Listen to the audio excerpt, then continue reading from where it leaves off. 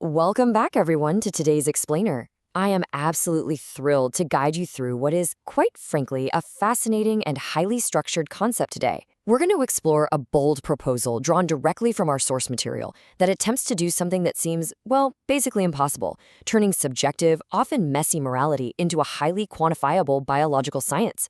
It's called scientific meta-ethics, and let me tell you, it is a completely different way of looking at right and wrong. I mean, it sounds like science fiction, right? We're so used to thinking of ethics as these deep philosophical or religious debates.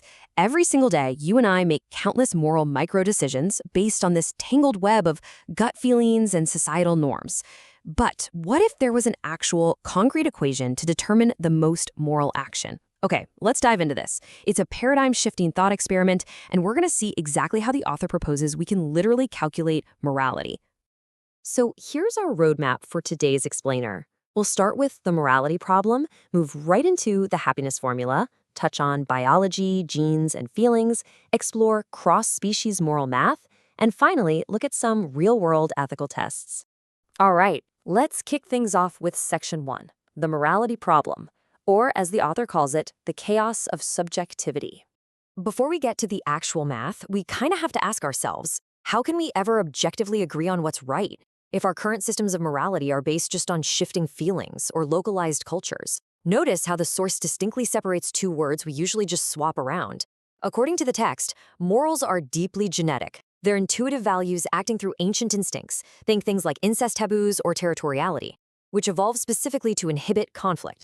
Ethics, on the flip side, are the formalized, standardized social norms we actually construct as a society to improve upon those basic intuitions and bump up our general welfare. The author makes a pretty strong argument that our current pre-SMEs era is highly flawed. Right now, our laws rely on this incredibly nebulous, undefined concept of general well-being. And because it's so subjective, the source points out it really risks arbitrary manipulation by legislators. Worse yet, it's often based on outdated religious dogmas. The text actually specifically cites ancient biblical rules, like the Deuteronomy 22 stoning rules, that have led to just horrific modern-day outcomes. The main takeaway here? The source argues that subjectivism in ethics is inherently dangerous. Which brings us right to section 2, the happiness formula, quantifying joy. So, if subjective ethics are so dangerous, what on earth is the objective alternative? Well, the theory proposes something called scientific meta-ethics, or SME for short. SME is defined as a framework that essentially takes classical utilitarianism, the whole idea of doing the greatest good for the greatest number, but it extends it to all sentient beings. It then pairs that philosophy with a strict mathematical evaluation of happiness. The whole goal here is maximizing measurable joy across the board. And here it is, the absolutely crucial point, the Jocaxian happiness formula. In this framework, happiness is calculated as the integral of a feeling over time. It measures the duration and the intensity of a feeling, whether it's pleasure or pain, and assigns it an actual mathematical value in a theoretical unit called the Jex. By integrating these Jex units over time, the theory claims we can literally calculate total happiness. How wild is that? Moving on to section 3, biology, genes, and feelings, the science of sensation. And this brilliantly illustrates how we move from abstract math to hard biology. Because to actually put a number on a feeling, we have to bridge that gap by looking at how our bodies process sensation. According to the source, it happens in 4 distinct steps. Step 1, you receive a signal, which could be an internal need or an external stimulus. Step 2, your brain evaluates what the author calls your perpetual gene level. That's basically your odds of genetic survival and reproduction. Step 3, your brain chooses an action specifically to preserve those genes. And finally, step 4, when you take that action, you achieve satiation and a conjugated pleasure, which is the biological reward that we actually experience as happiness. Let's look at this matrix to see exactly how those biological signals are translated into mathematical values.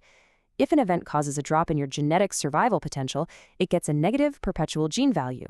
You're moving away from your biological goal, and you experience that as hunger, physical pain, or grief. Conversely, if an action increases your gene survival, it gets a positive PGV. You are moving toward your goal, so you feel love, libido, or the pure satisfaction of a quenched thirst. Simply put, feelings are really just evolutionary signals telling us how our genes are doing. Now, let's jump into section 4, cross-species moral math, the calculus of sentience. You might be wondering, how does this math scale when we compare different species? Well, the formula relies heavily on the biological hardware that's actually capable of feeling.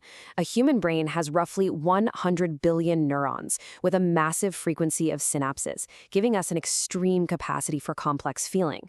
A cockroach, on the other hand, has only about 1,000 neurons and very minimal synapse frequency. Therefore, SME mathematically assigns drastically different weights to the happiness capacity of these two species based on their hardware. And this brings us to a rather staggering thought experiment presented in the text. Look at that number, 792. According to the mathematical estimates in the source, just one single minute of human disgust, say a homeowner being totally repulsed by a bug in their kitchen, results in a negative happiness value equivalent to the entire lifetime happiness of 792 cockroaches.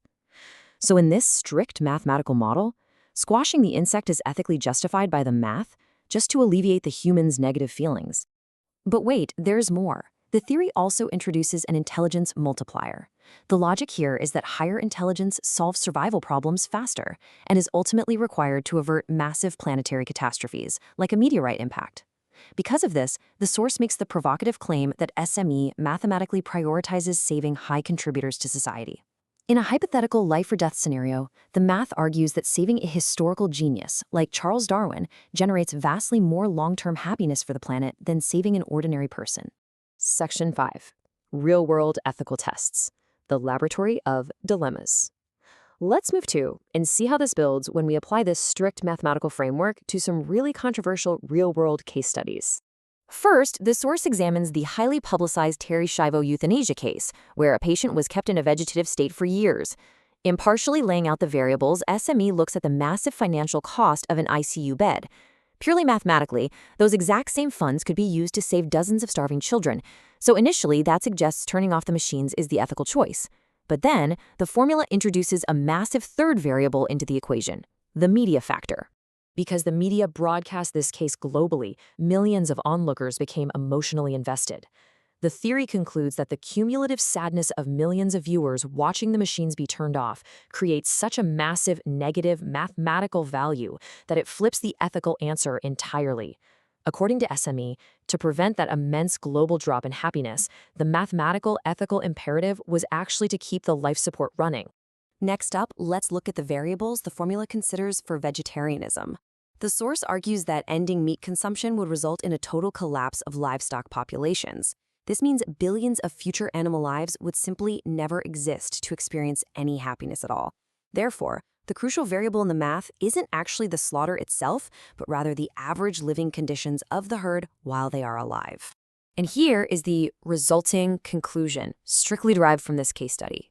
If livestock are treated well and experience reasonably happy lives, then the sheer volume of their collective happiness outweighs their eventual slaughter.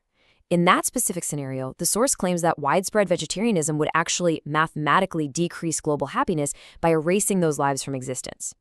Again, just a fascinating look at the formula in action. The final ethical test applies to stem cell research. This weighs the potential of curing millions of people with debilitating diseases against the sacrifice of early-stage embryos. The source uses a really striking bomb threat analogy against dogmatic omission here. If you had to press a button to sacrifice one person to save 300 children, taking action is the ethical imperative. Furthermore, it points out that many of these embryos are leftovers from IVF clinics that are already destined for destruction anyway. Consequently, the final mathematically derived conclusion from the source material regarding this debate is that the math heavily favors action.